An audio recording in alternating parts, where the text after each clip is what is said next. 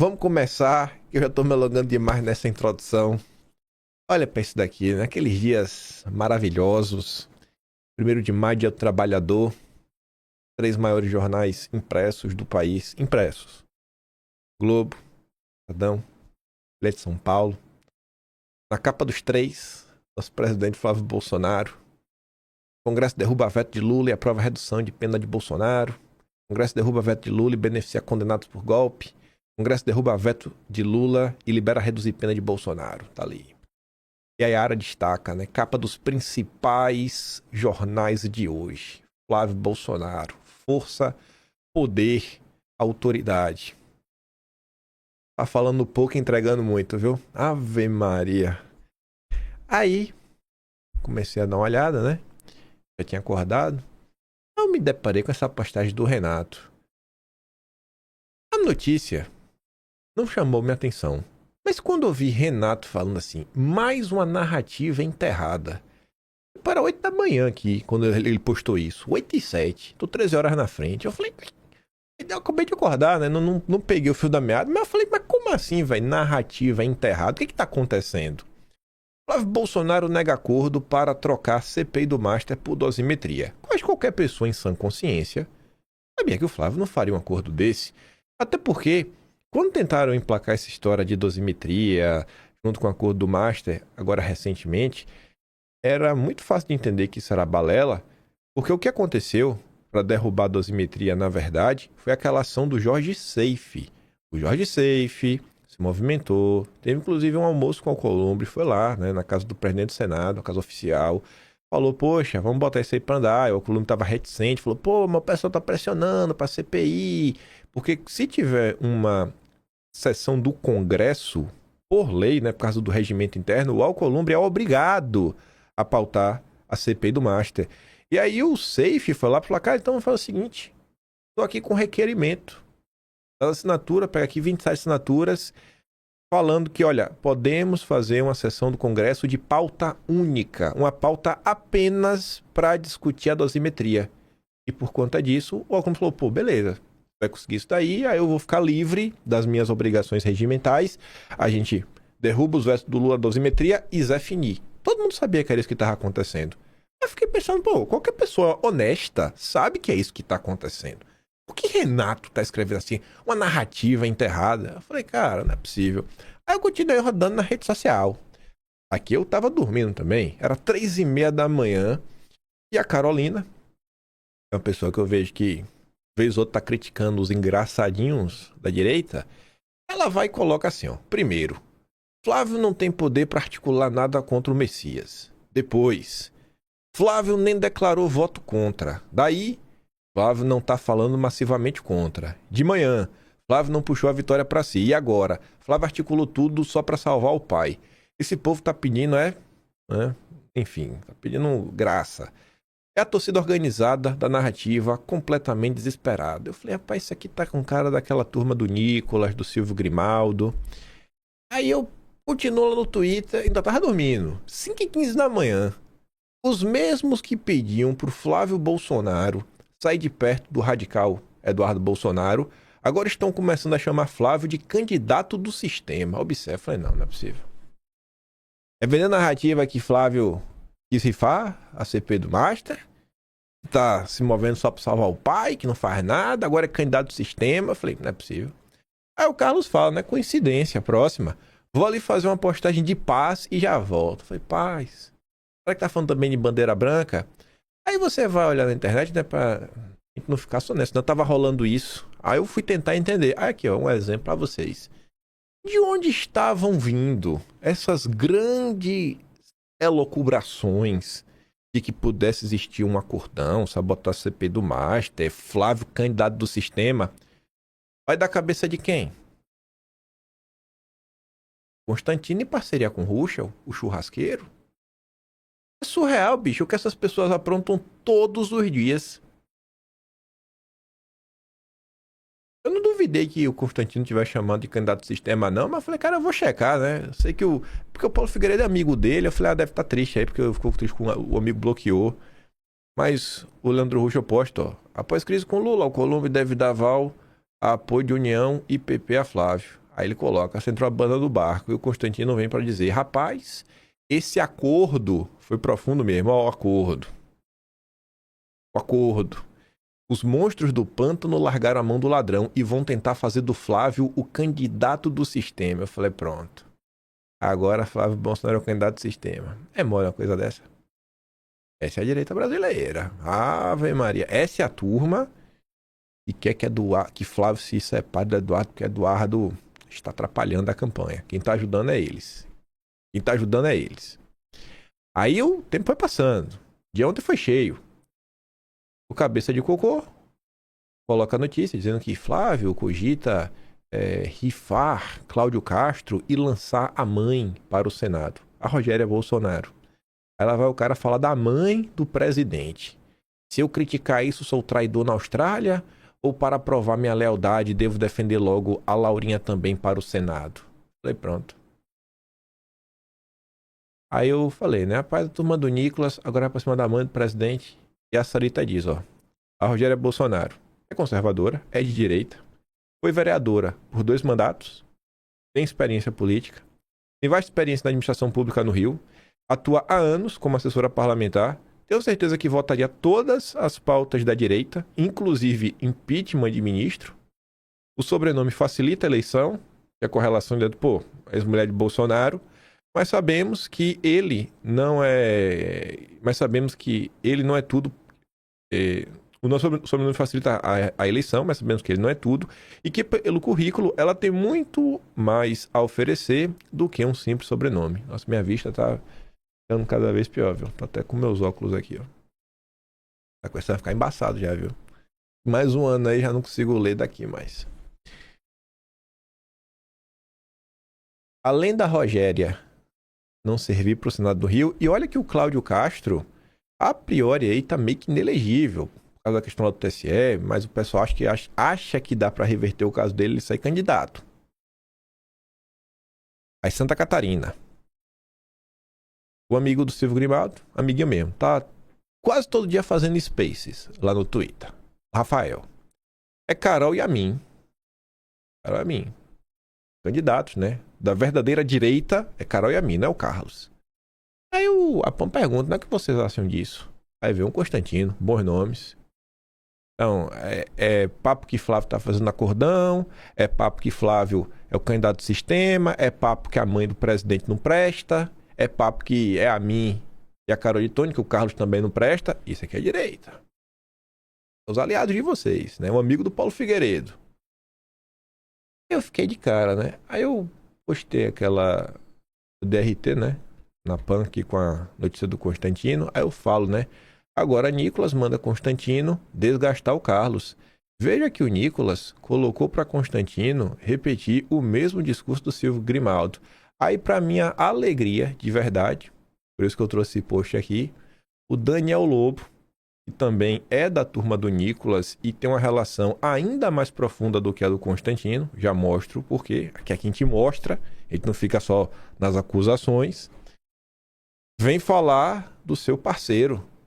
Agora Constantino segue o que Grimaldo manda e segue o que Nicolas mandou, né, pro Grimaldo, que manda pro Constantino, que manda pra timeline, entenderam? Só retardado pensaria isso, né? Pois é, mas sabe por que o biscoiteiro tem essas ideias? Porque o Eduardo é o que Eduardo faz. Manda pra ele que manda pra cachorrada replicar. Ele confunde porque do lado de cá não tem isso. E o Carlos é péssimo candidato mesmo, só isso. Eu também acho e torço que ele não seja senador por São Paulo. Então tá aí, ó, a turma do Nicolas não quer que o Carlos seja senador por São Paulo. E sabe quem é o Daniel? Olha só isso daqui. Dias atrás, começaram a rolar burburinhos sobre o que levou Dom Lancelotti a ser expulso de um grupo que tem membros do PL e influenciadores de direita. Vários, que vocês conhecem. Quando começaram a surgir histórias que tinha dedinho do Nicolas na expulsão do Dom Lancelotti, o que é que Nicolas fez? Nicolas bateu prints de um grupo privado e Nicolas vazou especialmente para o Daniel Lobo. Dá para provar isso? Óbvio que dá. Todo mundo usa WhatsApp. E o Daniel Lobo coloca aqui prints em verde. Todo mundo usa WhatsApp, sabe? A mensagem verde é a mensagem que você manda. E não aparece seu nome no grupo, como você vê aqui, ó. Não aparece o nome. E o João postou a mesma mensagem, cinza, que é de alguém batendo no print do grupo. E quem mandou a mensagem verde? O Nicolas. Aqui eu dei um zoom, né? E resultou o quê? E a grande pergunta que ficava é... Deixa eu tirar isso aqui. Ficou bem na frente, né? Aí não dá pra ler. O WhatsApp verde é a sua mensagem. O WhatsApp branco é a mensagem de membros do grupo que você faz parte. Mais uma vez a pergunta: por que Nicolas vazou prints para o amigo de Silvio Grimaldo? Nicolas está colocando para todos os seus aliados atacarem Carlos Bolsonaro, Flávio Bolsonaro. E como é que funciona a parada do algoritmo, que a gente já sabe? Nicolas vai em determinado perfis, comenta, para aquele perfil ganhar engajamento. Vou só pegar aqui qual é a arroba do Daniel. Daniel Lobo. Deixa eu ver se acho aqui. Pronto, achei aqui já. Vou fazer assim, ó. Daniel Lobo. Até bloqueado por mim. Adoro xingar os outros e defender perseguição. Daniel Lobo. Aí no Twitter você pode fazer assim, ó. Aqui seria a mensagem do Daniel, mas aqui eu vou colocar... Deixa eu ver como é o perfil do Nicolas, que é Nicolas _DM. É isso, ó. Do Nicolas, from Nicolas, para o Daniel. Olha aí, ó. Recentemente estava lá, ó. KKKKKK. Verdade. Ó. Turma de fiscalizar. KKKK. Verdade. Aí isso... Quando você bota ali na pesquisa, não aparece os RTs quando você compartilha. Então, Nicolas, ele fica engajando com as contas. Ele sabe que está do lado dele. Contas que deixam claro que eu não quero que o Carlos Bolsonaro seja eleito. O Daniel Lobo sequer mora em Santa Catarina. Pelo que me consta, ele mora no Maranhão. O pessoal estava comentando. Só que Nicolas dá o seu engajamento, o seu super engajamento. As pessoas dizem lá, não, aqui ó, é o cara do Nicolas. O cara que o Nicolas compartilha. E dá uma porrada nos outros. Aí você entende, né? Porque quem é que defende quem? Quando o Daniel Lobo fala, não é porque o Eduardo faz, aí é uma coisa curiosa. Vou até deixar aqui, ó. Porque quando você olha do lado do Eduardo, que seria o lado do bolsonarismo, de 2020 para cá, a gente teve busca e apreensão. A gente teve diversas buscas e apreensão, diversas quebras de sigilo. A gente teve diversas coisas. E ao longo de toda essa trama, né, que foi revelada, ninguém conseguiu encontrar nada. Eu acho muito estranho, sabe? Pegaram o celular do Carlos Bolsonaro, computadores, e não acharam nenhuma ordem de ninguém. E ninguém, foram várias pessoas que foram alvo. Várias pessoas, empresários também. Assim, onde é que estavam as ordens que é para fazer isso, que tem o briefing? Então, assim, um lado já foi alvo do escrutínio da justiça por diversas vezes. O celular de Bolsonaro já foi, né? Foi tomado pela polícia, computadores, pendrive dele, do Carlos, de influenciadores, jornalistas, políticos. E ninguém nunca conseguiu encontrar nada. Porque se tivesse encontrado, eu não tenho dúvidas que Alexandre de Moraes colocaria assim, né? Em destaque nos inquéritos, iríamos ter matérias da Globo, Folha de São Paulo. E até então não tem nada. Então é muito fácil acusar o lado do Eduardo, o lado do bolsonarismo, de atacar pessoas de maneira coordenada, que é a tese do gabinete do ódio, do Luciano Ayan. Mas é esse lado que a justiça provou que não tem nada, né? Mas vamos continuar. Falando um pouco do Eduardo, os golpistas do Estadão escreveram um editorial no último dia de abril, que é uma vagabundagem sem igual. Porque eles partem... Não é que eles partem de mentiras. Eles escondem a verdade para, na ausência de contexto, poder falar coisas que, se você não sabe o contexto, parece até que é verdade. Escárnio com o eleitor. Possível candidatura de Eduardo Bolsonaro caçado por faltas.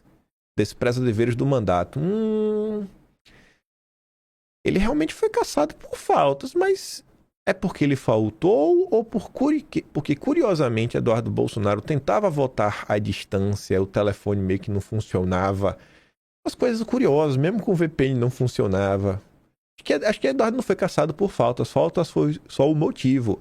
Eduardo foi forçado a se exilar para não ser preso. Aí vem o Estadão. A articulação do PL para lançar Eduardo ao Senado por São Paulo, ainda que como suplente, cristaliza uma distorção crescente na política brasileira. A perda de relevância do desempenho no exercício do mandato como critério para a vida pública. Se antes o cargo exigia presença, hoje parece bastar o sobrenome. Parece até o Constantino escrevendo esse texto, né? Deputado federal mais votado do país em 2018, com 1,84 milhão de votos, Eduardo perdeu seu mandato ao deixar de comparecer às sessões e não cumprir as exigências regimentais do mandato após se mudar para o exterior. Não se mudar, não, ele foi exilado. O PT pediu para prendê-lo, pediu para confiscar o passaporte dele. O Gonê teve um prazo de 5 dias e não honrou o prazo dos 5 dias, né? E como Eduardo não votou, ele ficou lá. No dia que Eduardo avisou que não iria votar mais, 1 hora depois, ele falou, não tem problema nenhum, não. Mas mesmo assim, depois abriu inquérito contra de coação. Os dados mais recentes ajudam a dimensionar o problema. Em 2025, Eduardo não apresentou nenhum projeto de lei de autoria individual, participou de apenas 11 votações e fez um único discurso em plenário. Ainda assim, utilizou R$ 67.995 em cota parlamentar e 1,5 milhão em verba de gabinete, segundo a Câmara dos Deputados. Ele tem assessores, né? Então, enfim. Apesar disso, seu nome segue no centro das negociações políticas. O PL discute indicá-lo como suplente na chapa ao Senado, encabeçado pelo presidente da Lesp, André do Prado. A própria viabilidade jurídica da candidatura ainda é analisada, diante do fato de Eduardo estar fora do país. Não se trata apenas de um episódio individual. O que está em jogo é mais amplo. A progressiva dissociação entre mandato e responsabilidade. Durante muito tempo, ausência e baixo desempenho inviabilizam candidaturas. Essa lógica, ao que tudo indica, deixou de operar. Não. Se tem uma coisa que não existe é baixo desempenho. Nos últimos 12 meses, Eduardo Bolsonaro colocou o regime de joelhos, fez Barroso se aposentar do Supremo, fez a Faria Lima bater cabeça e se fechar na Febraban para dar um jeito de não punir Dom Pedro III, que poderia retaliar. Causou extremo desgaste, expôs o regime ainda mais. Toda essa questão podemos falar, né, desse aparato de censura também foi exposto lá fora. E Eduardo ainda conseguiu que a direita brasileira tivesse um candidato verdadeiramente de direita, que é o Flávio Bolsonaro. Só que o Estadão faz questão de negar isso, né? Não, assim, era só o Estadão ter comentado, olha, Eduardo Bolsonaro foi exilado. Eduardo Bolsonaro, ele não precisava nem falar que foi exilado. Se o Estadão tivesse o mínimo de decência, iria pelo menos falar, o parlamentar acusa ou justifica a sua, sei lá, saída do Brasil ao fato de que ele estaria sendo alvo de uma perseguição do poder judiciário brasileiro enquanto ele estava tentando, sei lá, articular pelo que ele chama de liberdade. O Estado podia pelo menos fazer isso. Para o cara que pega esse editorial para ler, fala, pô, pelo menos eu tô entendendo, né? Porque ele foi caçado por faltas. Mas nem isso fez. A condição de suplente nesse contexto pode funcionar como um atalho conveniente para contornar o constrangimento. A não encabeçar a chapa, dilui-se o custo político imediato da candidatura. Mas o expediente não altera a substância do problema e tampouco elimina seus efeitos. No Senado, suplentes assumem com frequência, sobretudo quando os titulares são chamados a ocupar cargos no Executivo. Em um eventual novo mandato de Tarcísio, não seria improvável que o titular da chapa fosse deslocado para funções no governo, abrindo espaço justamente para quem hoje busca se acomodar na suplência. Talvez até possa estar realmente sendo costurado um acordo nisso. O Flávio falando, cara, ó, quando assumiu o poder, lá em janeiro, já começar a resolver as coisas, já passar um induto para muita gente, um induto ou, não sei, um projeto de anistia real, vamos colocar, vamos tramitar, vamos resolver a coisa, e aí o Eduardo vai poder voltar ao Brasil, a gente nomeia ali quem quer que seja o cara aí da chapa, Eduardo tá de suplente, Eduardo vira senador. Não é um plano de todo mal não, viu? Mesmo antes disso, porém, a aparência de Eduardo na chapa já cumpre um papel eleitoral evidente. Seu nome, associado a um eleitorado altamente mobilizado, tende a funcionar como fator de atração de votos, independentemente de seu histórico recente no exercício do mandato. Não, ele tem essa atração de votos exatamente pelo seu histórico, em especial o histórico recente. Ao admitir como viável o retorno, ainda que indireto, de um político que não exerceu plenamente o mandato para qual foi eleito, partidos contribuem para rebaixar os padrões mínimos de exigência.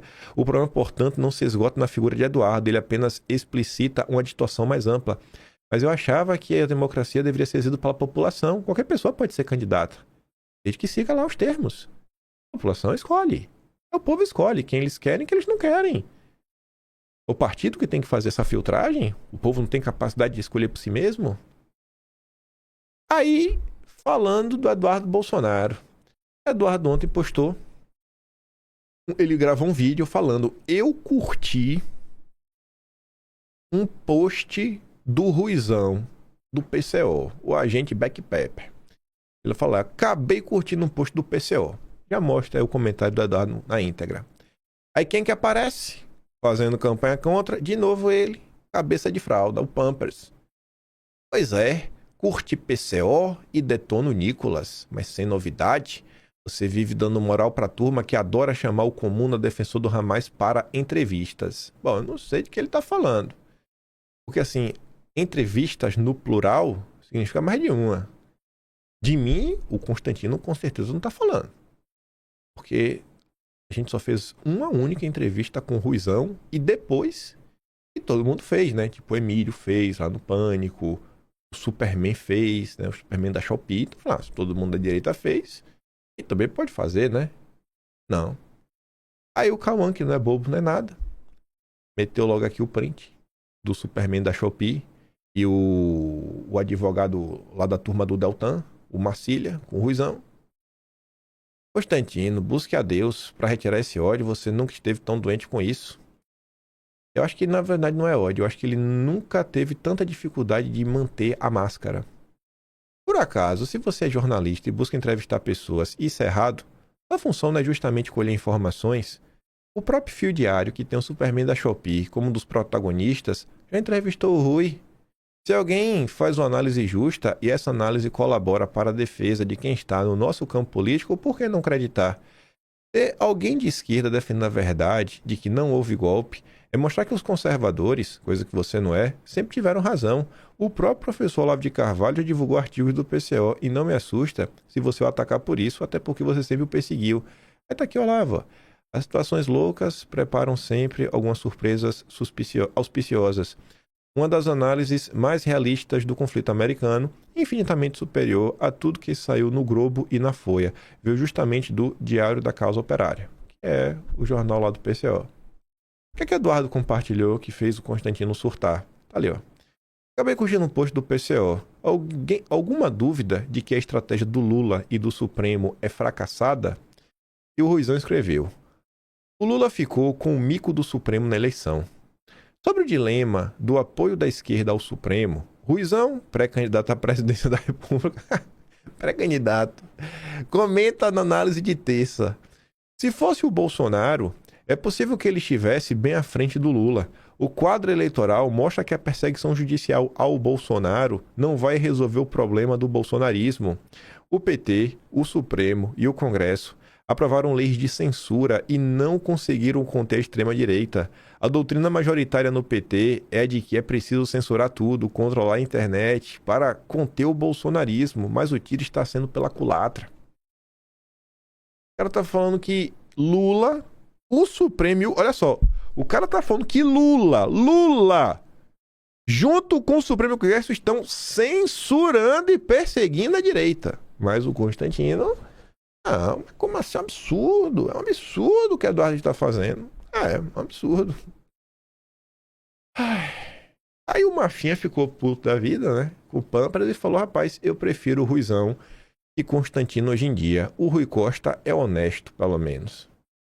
Aí tá ali, ó. Bom, isso diz mais sobre ele do que sobre mim.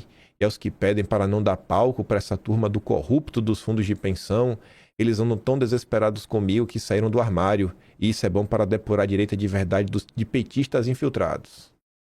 Vendo aí, né? Marfim é petista infiltrado. Aí o Marfim diz, ô Constantino, eu sempre fui bolsonarista. Você já foi votou umas 10 vezes. Eu sempre me mantive bolsonarista. O meu problema contigo é simples. Você é desonesto.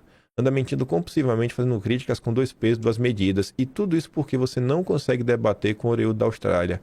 Eu desejo para você tudo de bom e se trate, porque alguma coisa está muito errada na sua cabeça. Aí Eduardo foi além. E é aqui que vem agora a nossa deixa para começar a falar da esquerda. Eduardo fez 2 postagens que me alegraram demais. Acho que só de eu ler aqui, eu não preciso nem falar o que me alegrou, vocês já vão entender porque eu fiquei tão feliz com 2 postagens do Eduardo. Ele posta um vídeo do Ruizão, que até cheguei a dar play outro dia, né? Que ele tá debatendo com o Breno Altman. E o Ruizão fala, cara, o Rio de Janeiro não foi golpe. Pelo amor de Deus, passou na TV. Que mano é golpe? Para de papo de maluco. Falar isso aí pro Breno Altman. E Eduardo fala assim, ó. Toda a esquerda sabe que o 8 de janeiro não foi golpe, mas sim uma narrativa criada para se fazer perseguição política. Alguns mais inteligentes sabem que isso pode se voltar contra eles logo ali. Outros mais burros metem os pés pelas mãos na ânsia de perseguir. Olha agora. Além disso, perceba, a esquerda briga muito entre si. Perceba que a esquerda briga entre si. Aí Eduardo disse, eu mesmo já caí na falácia, nessa mentira de que que a esquerda é organizadinha, que quebra um pau no privado, mas em público remam todos na única direção. Não. Neste vídeo, temos um exemplo disso. 2 sujeitos de esquerda divergindo sobre o principal tema da narrativa da esquerda, o 8 de janeiro. E depois, Eduardo fez ainda essa postagem, que é um recorte. Ele deu entrevista para a TMC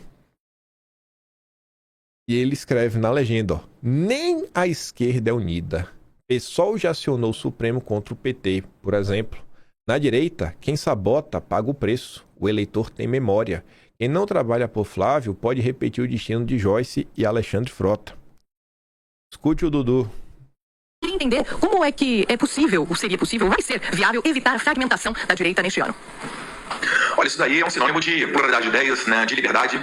Se nós olharmos para a esquerda ela não é unida. Vou dar um exemplo só, porque às vezes as pessoas têm essa má intenção, essa ideia que eu acredito errada, de que a esquerda é muito unida. A gente viu semana passada, né, os Estados Unidos comprando a mineradora Serra Verde, né, então, como é subsolo brasileiro, competência privativa da União, o governo Lula permitindo essa venda aos americanos, o que eu acho até positivo, né, e quem entrou com uma ação contra essa ação do governo federal? O PSOL, que também é um partido de esquerda.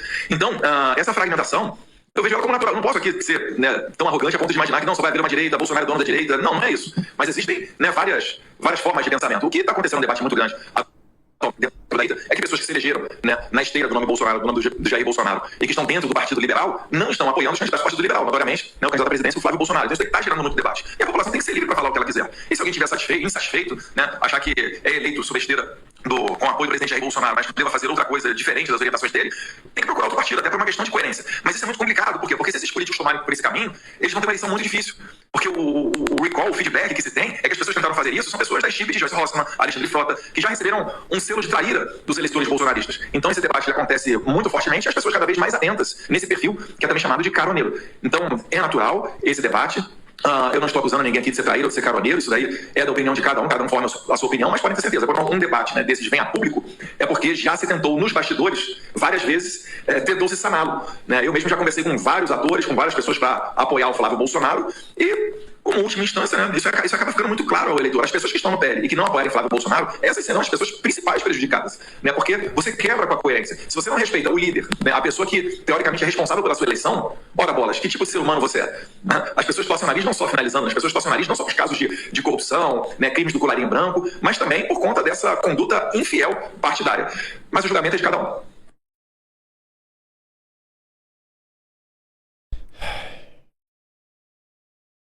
Vocês que me conhecem, né?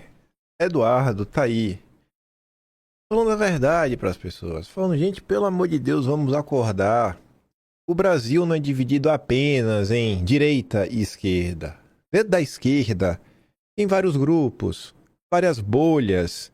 Eles brigam entre si. Dentro da direita, existem vários grupos. E vários brigam entre si. Vou parar com esse papo de maluco. Ai, União da Direita, não sei o que, o Lula.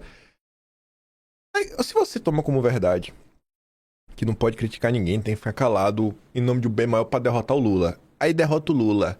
Depois da eleição, aí pode voltar a se matar? Não, não pode. Porque tem que estar unido até derrotar o Moraes. Aí se o Moraes cair, não, mas agora não pode criticar e brigar porque senão o PT volta. Aí fica o tempo todo nisso. No final do dia, esse papo do União da Direita é censura. É censura e tirania. É censura e tirania. Porque você vê que no frigir dos ovos, Constantino, toda essa turma que fica de União da Direita, tem que ter união, tem que se unir. E as pessoas, elas querem controlar o que pode e o que não pode ser dito. Um país, sei lá, 60 mil pessoas são, sei lá, morrem por causa de, sei lá, mortes violentas, né? Assassinato, mil e uma coisas. Onde você vê o Supremo fazendo, acontecendo, onde você vê índice de corrupções alarmantes.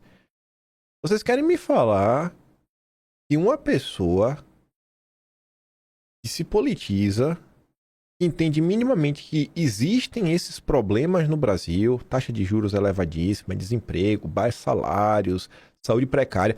Uma pessoa que entende o que acontece no Brasil, entende esses pormenores, entende como o Lula é um problema e que Lula reforça toda essa situação, essa pessoa vai deixar de votar na direita, ela vai tipo, ou votar no Lula ou vai anular o voto, porque tem pessoas brigando nas redes sociais, porque a direita não está unida.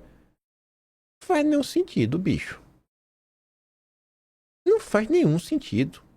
Eu fico muito feliz de ver, assim, um político, sabe, de nome, né, de renome, com amplo engajamento, né, com respaldo frente à população, falando para as pessoas, gente, vamos acordar, olha só, em vários grupos. E se as pessoas estiverem satisfeitas, elas vão falar, elas vão comentar. Não adianta querer botar uma coleira no pescoço de ninguém. Tá achando que todo brasileiro vai aceitar ser um militante do Partido Novo?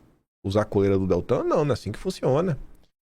E para exemplificar o que o Eduardo tá falando, que é nossa, deixa a gente agora começar a falar só da esquerda. Nosso amigo Gustavo Castañón, talvez o esquerdista mais de direita que eu já vi nesse país. Eu acho que o Castañón, de verdade, é de direita e não sabe. Esse aqui, pra mim, é de direita e não sabe. O Castañón, esse aqui. Lula governou 3 anos com a segunda maior taxa básica de juros do mundo e a maior taxa ao consumidor do mundo, 10 vezes maior que a segunda colocada. Endividou as famílias brasileiras e agora ele quer colocar a culpa nas bets que ele regulou e que explodiram em seu governo. É uma cara de pau sem igual. Agora o Castañón era do PDT, não sei se era afiliado, não sei se continua. Aí o Cauã diz, né? É incrível a hipocrisia do PT. Denunciam aquilo que fazem, impõem sobre os outros o que eles promovem e ainda dizem buscar solucionar o problema que eles mesmos criaram.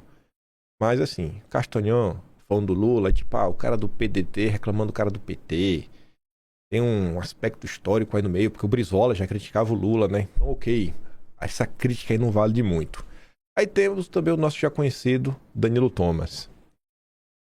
A derrota no Senado é que ele ia fazer uma análise sobre a situação. Não que eu concorde com tudo que ele escreveu, mas para você ver o tipo de críticas que Lula recebe na esquerda. A derrota no Senado foi o tiro final no processo de perda de autoridade política do Lula. Até que não tem como discordar. Enquanto havia excesso de divisas, 60 milhões na miséria e uma visão de horizonte no país decorrente das conquistas políticas e econômicas, ele podia fazer esse jogo ambíguo. O Lula, né, falou assim, cara, as pessoas viram, não, deve melhorar a vida aí no futuro. Mas qual é a visão de horizonte que a gente tem? É que amanhã vai ser pior que hoje. Então, é difícil pro Lula ficar fazendo o seu joguinho. Quando a conjuntura mudou, em parte também como resultado das próprias políticas do PT, o jogo mudou. Quem faz a conjuntura, isso se sabe desde o século XIX, não é o governante. Mas o Lula acha que ele tem capacidade de subverter até pressupostos hegelianos. Depois do desastre econômico causado pela Lava Jato, Temer e Bolsonaro, ele votou. Voltou, né? Então você vê que não é um cara de direita que está comentando. Mas era visível, naquele plano de governo ridículo que eles fizeram, que o jogo de contradições não daria certo. Ele não dependia da capacidade política do Lula. Ele dependia de uma conjuntura econômica que havia acabado. Ao longo de 4 anos, nós vimos o Lula atuar como se estivesse num quadro de bonança externa e governasse um Estado e a economia com margem de manobra. Sendo que tanto o Estado quanto a economia brasileira foram reconfigurados a partir de 2016 para a acumulação financeira, a superexploração do trabalho e a reprimarização da economia. Ninguém no PT sabe disso, porque o PT não tem intelectuais que estudam o país. A leitura liberal e progressista deles não dá condições de compreender a realidade nacional e internacional. Aqui você pode torcer o bico para os termos. Ai, por que esse termo? Não, porque ele está chamando lá os petistas de leitura liberal e progressista, mas o Lula é comunista. Você pode brigar com o termo.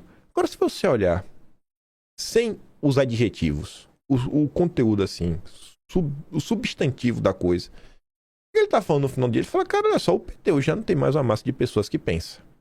E nem tenta estudar e não tenta fazer nada. E realmente, o que se tornou o PT? O que se tornou o PT ao longo desses anos? Qual é o grande plano do PT? Quem são os grandes intelectuais que o PT produziu?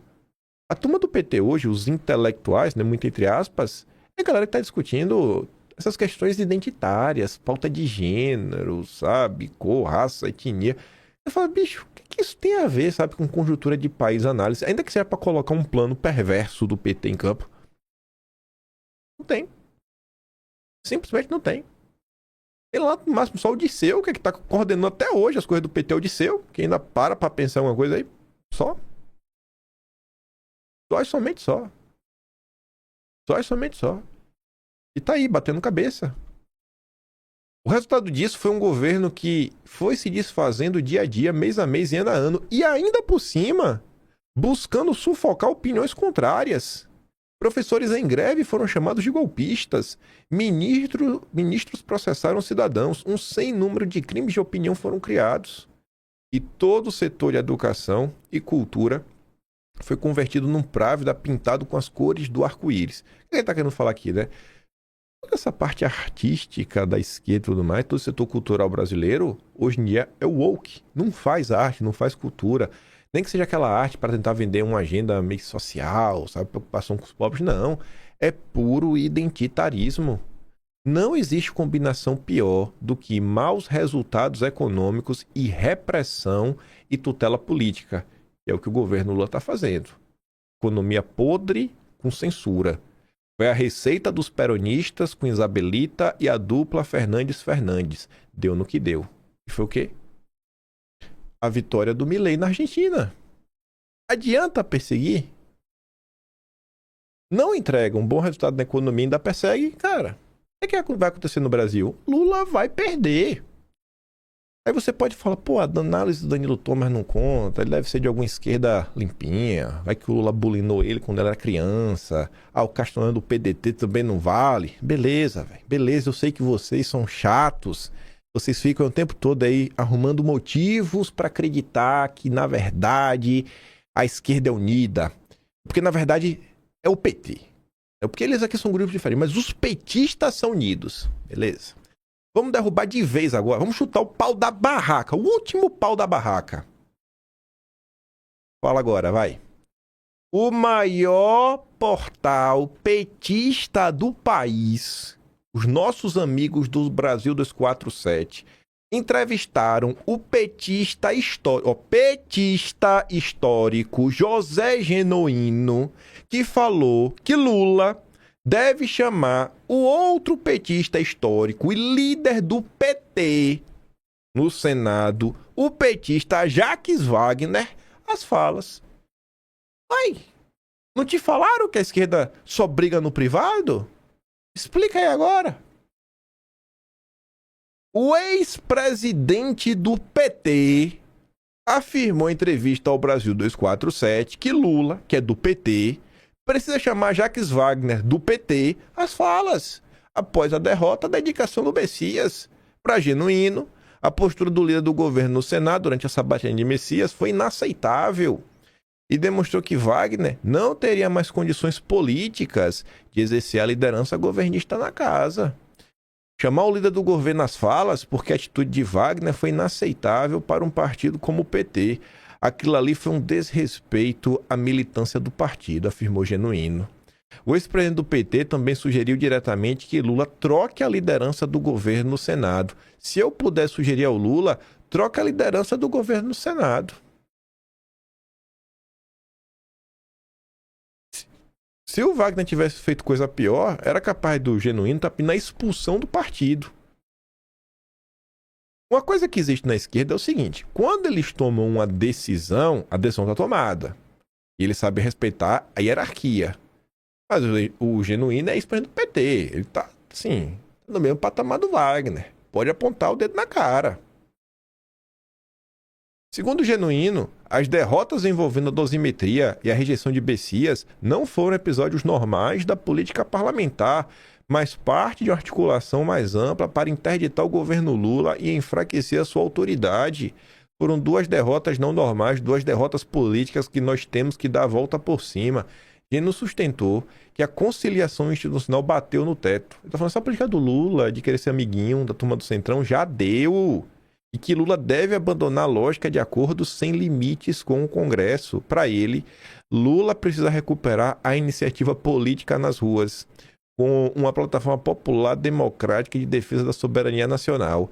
Lula tem que sair para as ruas e fazer um discurso político forte e recuperar, com essa ação popular, a expectativa de poder em 2026. Vai mesmo. Confia que as ruas serão tomadas.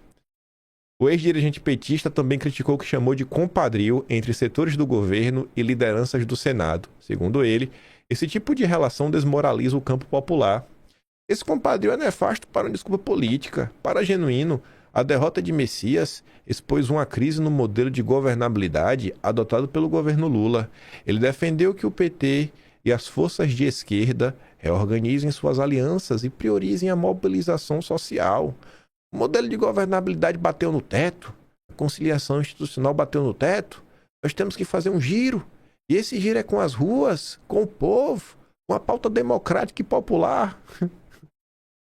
É mesmo, é? O povo, que povo, Genuíno? Acorda pra vida, a esquerda não tem ninguém. Genuíno também disse que o episódio deve provocar uma revisão das alianças do PT nos estados, especialmente na Bahia e no Amapá. Essas alianças pragmáticas que a gente faz de qualquer jeito não dá. Que coisa, né? Aí ele quer que o PT vá para as ruas. Trazer duas notícias tristes para o Genuíno. Ato do 1º de maio com Haddad, Marina e Tebet reúne metade do esperado. Sindicatos metalúrgicos organizou manifestação na capital paulista com dirigentes sindicais e ex-ministros. Foi metade do esperado. Tem Lula. Esquerda fragmenta atos de 1º de maio e reforça embate após o veto a Messias. Meteu atestado, faltando com a própria base. O governo Lula acabou. Lula fugiu. Não quis ir lá passar vergonha com os fiascos da esquerda. Lembra do ano passado, né? O 1º de maio, do Boulos, de fracasso, retumbante. Não lembra não? Pega lá o Atlas e olha. Ou foi ano passado ou foi 2024? Acho que foi ano passado. Aí falando do Wagner, aqui é um frame da hora que a Alcolumbre deixa vazar que o Bessias vai ser rejeitado por 8 votos. Aí o Wagner tava ali, ó, de sorrisinho. Olha. Sorriso do Wagner, ele é do governo, ao ouvir do Alcolumbre que acha que ele vai perder por 8. Mostra de que lado está o jogo e torna ainda mais hilária a ginástica mental que os petistas fazem para fingir indignação com a CPI que mira um banco nascido no berço do PT do Nordeste. Vamos ver aqui um pouco o Genuíno falando do Wagner. Genuíno? No indivíduo da esquerda, momento de união, você já viu a direita brigar em público, Genuíno? O inimigo do meu inimigo é meu amigo. É momento de união. E todas as pessoas que de alguma forma são representadas por nós e por nossa comunidade, estamos assim, sem adjetivos para a atuação de Jacques Wagner. E eu gostaria de lhe ouvir sobre isso. Olha, eu tenho me Estamos sem adjetivos para a atuação do Jacques Wagner. manifestado criticamente sobre a atuação do senador Jacques Wagner. Aliás, na votação do projeto da dosimetria, a atuação dele foi, no mínimo, sofrível. E a atuação dele no projeto do veto, e principalmente da indicação do Messias, foi também muito ruim.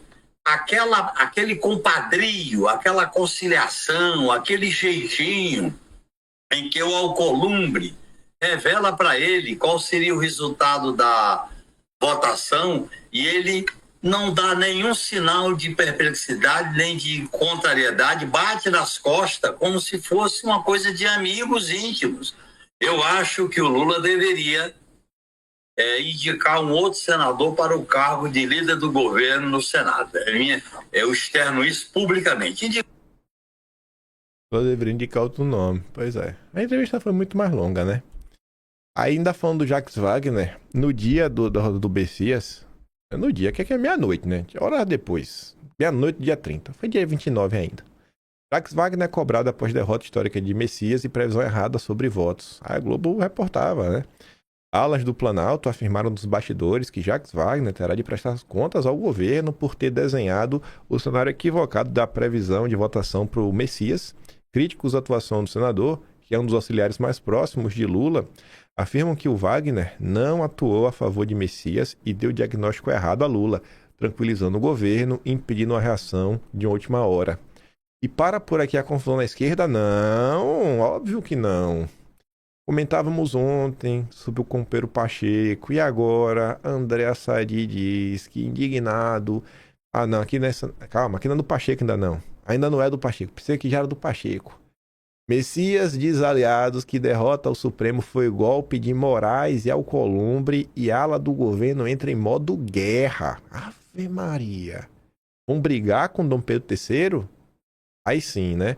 De novo, nossos amigos do 247, eles não estão agora apenas expondo a opinião deles, mas o portal mais petista do Brasil está repercutindo a opinião de esquerdistas, lulistas na rede social em relação ao Dom Pedro III. Esquerda abandona Dom Pedro III nas redes após ministro se unir ao Alcolumbre contra o Messias. Pronto. Daqui a pouco vão falar que Dom Pedro III é bolsonarista. A rejeição de Messias provocou uma forte repercussão política que agora transborda para as redes sociais, onde setores da esquerda passaram a criticar abertamente o ministro Dom Pedro III.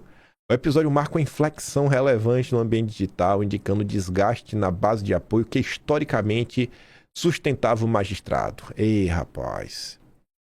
Nos últimos dias, perfis influentes no Twitter passaram a reproduzir análises e bastidores que sugerem uma articulação política envolvendo Moraes, presidente do Senado Alcolumbre e outros atores de peso em Brasília. As interpretações apontam para um movimento mais amplo e teria como pano de fundo disputas institucionais e interesses ligados ao inquérito do Banco Master. O escritório da esposa de Dom Pedro III fechou um contrato de 129 milhões com o banco. Um dos posicionamentos de maior repercussão foi feito pelo perfil Beta Bastos, que afirmou ter revisto sua avaliação após ouvir diversas fontes na capital federal. Eu fui contra a Malu Gaspar muitas vezes, acho sim que ela exagera em várias análises, mas dessa vez eu preciso reconhecer que ela tem razão. É aquele vídeo da Malu Gaspar falando do acordão. Ela relatou ainda ter buscado cautela antes de se manifestar publicamente. Passei o dia em silêncio, conversando, ouvindo, tentando entender o que estava acontecendo antes de me posicionar. Pensei muito em como falar sobre isso com responsabilidade. Tudo começa a fazer sentido. Na sequência, o perfil apresentou sua interpretação sobre os bastidores do episódio. O que está por trás não é simples. Dom Pedro III teria se alinhado a Flávio Bolsonaro e ao Alcolumbre em um movimento para enfraquecer Lula. Segundo ele, haveria também tensões internas no Supremo. Enquanto isso, Flávio Dino não estaria nada satisfeito com esse cenário. Já Zanin precisa se manter distante da confusão.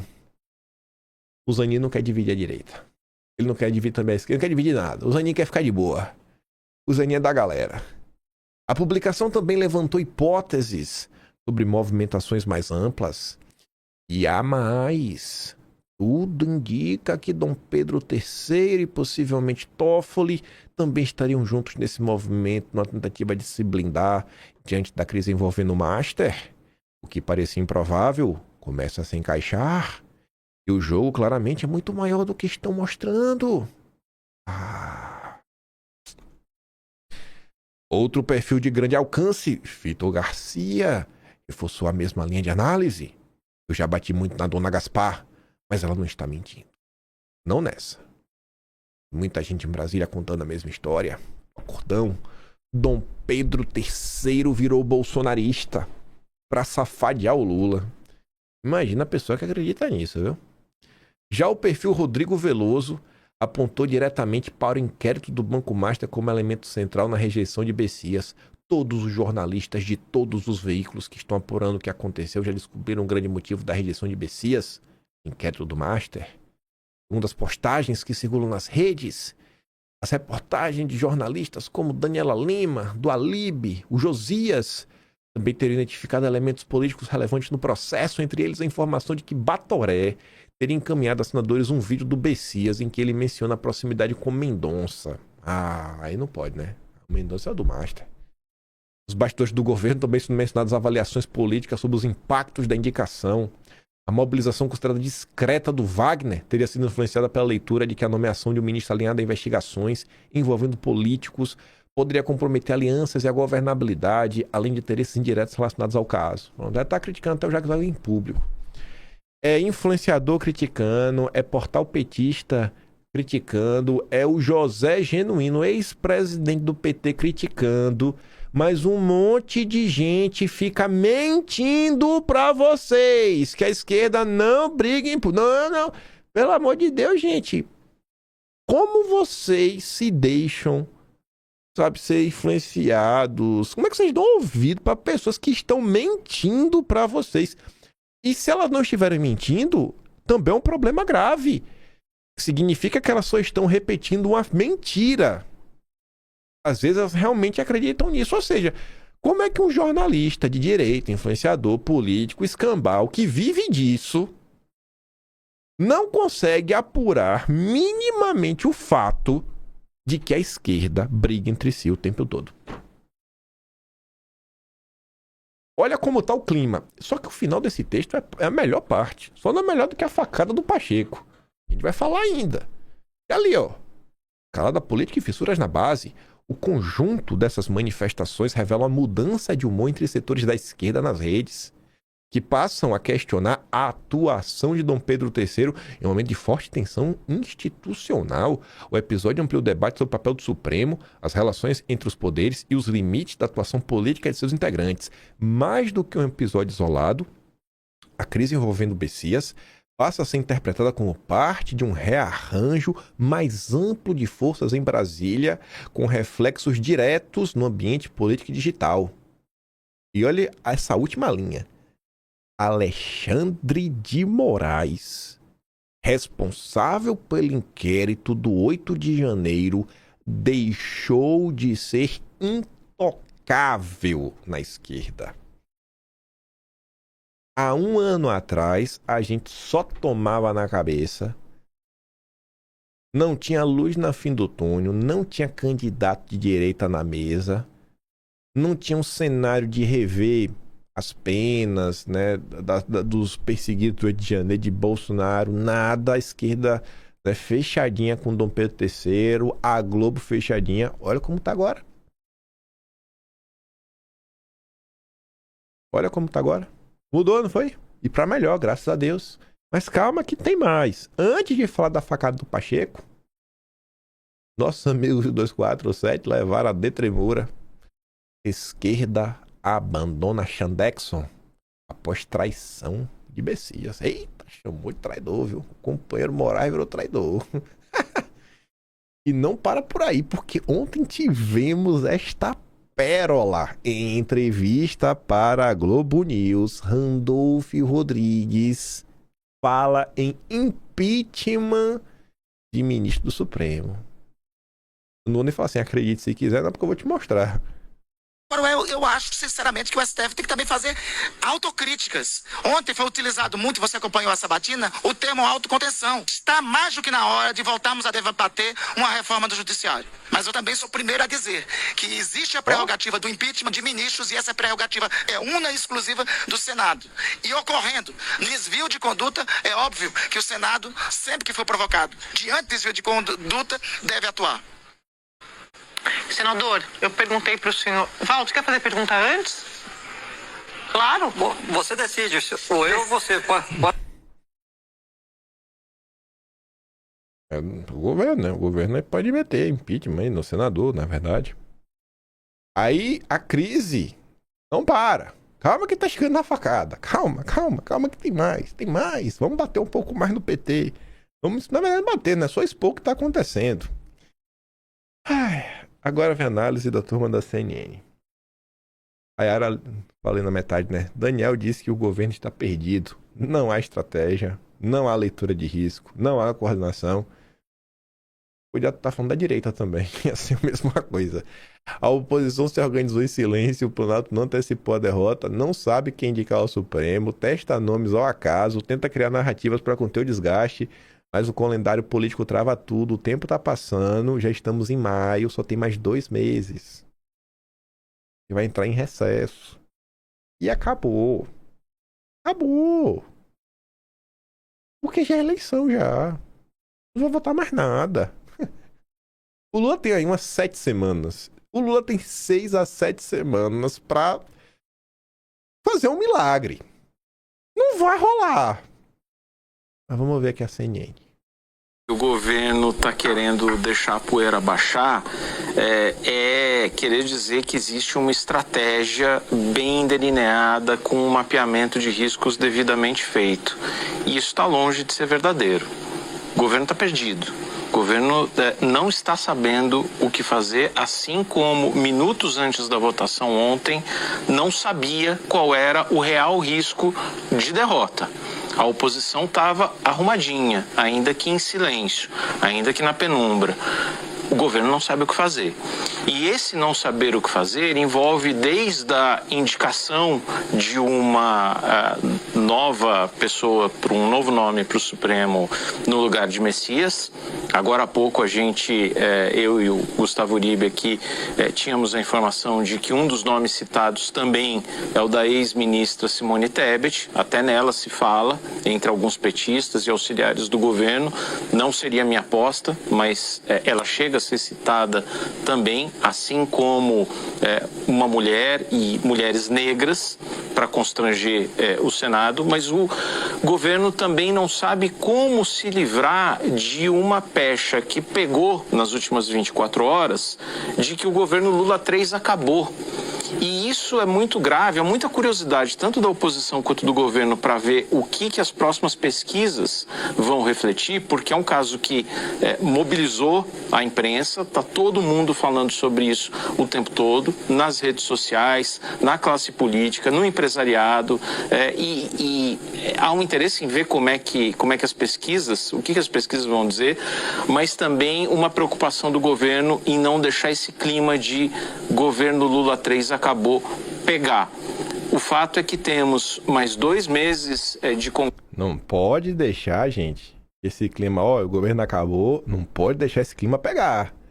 Tu já pensou se o povo brasileiro chega na segunda turno que o governo Lula já acabou, não sai de casa nem pra votar? Vixe, rapaz, não vão atrapalhar o Lula, viu? Congresso funcionando antes das eleições, depois só em novembro. Eu particularmente acho que é só maio. Junho tem Brasil Week em Nova York, tem Gilmar Paluzzi em Lisboa, tem festa junina, tem Copa do Mundo. Acabou. E para qualquer tipo de iniciativa do governo numa tentativa de se recuperar, isso é muito perigoso. Eu sou bondoso ainda, que eu falei de umas 7 semanas. O Daniel Rittner acho que só tem maio. Pra ele só tem 4 semanas, pra mim ainda tem umas 7. Mas tem 4, porque vai ter Brasil Week, vai ter Gilmar Paluzzi, vai ter Copa do Mundo. Acabou, bicho. Finalmente acabou essa desgraça de governo Lula. Meu Deus do céu. Finalmente. Mas o vídeo não acabou, não. Tem ainda a facada do Pacheco. Derrota histórica de Messias eleva a tensão política e enfraquece a candidatura de Lula. Qual é o segundo colégio eleitoral mais importante do país? É óbvio que eu tô falando de Minas Gerais, que tá falando do Pacheco, né? Óbvio. Tá ali, ó. Pacheco sinaliza aliados que está fora das disputas pro Supremo e pro governo de Minas. E aí? E aí você pergunta, tá, e a facada? Cadê a facada? Tá aqui, ó. Tá aqui, ó. Desistência de Pacheco em Minas é mais uma facada nas costas de Lula. É assim que a esquerda petista está enxergando a movimentação do Pacheco. Ou agora o Brasil 247... Não, agora pronto. Agora também o Brasil 247 é mais petista. Não é mais não, pronto. Não é mais petista, não é... É bolsonarista agora. Ai... O Lula acabou, bicho. Ninguém aguenta mais essa desgraça. A sinalização de Pacheco de que não pretende disputar o governo de Minas representa mais uma facada nas costas de Lula, que fez sucessivos gestos políticos para viabilizar sua candidatura no segundo maior colégio eleitoral do país. As informações foram divulgadas pela Globo News. Segundo relatos, Pacheco também não deseja mais ter seu nome cogitado para uma vaga no Supremo Tribunal Federal. Lula apostou alto em Pacheco. Nos últimos meses, houve uma reaproximação entre os dois e o senador chegou a aceitar a condição de pré-candidato ao governo mineiro. A expectativa do Planalto era construir em Minas um palanque competitivo para a disputa presidencial de 26. Com a possível desistência, Lula corre risco de ficar sem uma candidatura forte em Minas, estado decisivo. A decisão de Pacheco, portanto, não atinge apenas a política local. Ela mexe diretamente com a estratégia eleitoral do Dilma. Eu tô aqui me questionando como é que alguém ousou ontem chegar lá e falar que sexta-feira morna, bata na madeira, respeite a sexta-feira, que ela nunca decepciona. Tá aí, é o fracasso do governo Lula exposto, uma fratura exposta. Não precisa pegar nenhum bolsonarista. Pra mostrar o fim do governo Lula, não precisa pegar comentário de bolsonarista fanático. É só mostrar o que a própria esquerda tá falando. É só mostrar o que a própria esquerda tá falando.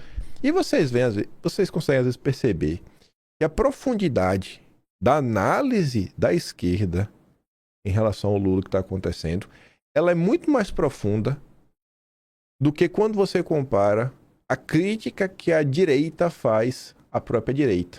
Eu digo assim, em termos de complexidade e até mesmo honestidade na hora de tentar avaliar. Você pega, por exemplo, comentários ali do Danilo Thomas, você vê, pô, o cara não tá falando com mágoa, com revolta, com ódio no coração, não é um Constantino, não é um Silvio Grimaldo. Tu vê, bicho, esses caras analisando o campo deles, eles pelo menos tentam ser minimamente honestos, tentam realmente passar uma análise pros seus seguidores. A turma da direita quer destruir a campanha do Flávio.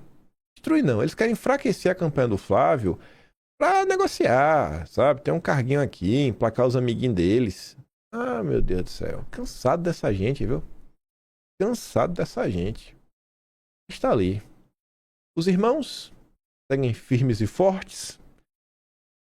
O choro é livre. Lula segue fraco e cambaleante. Um mês, segundo a CNN, acabou o Congresso.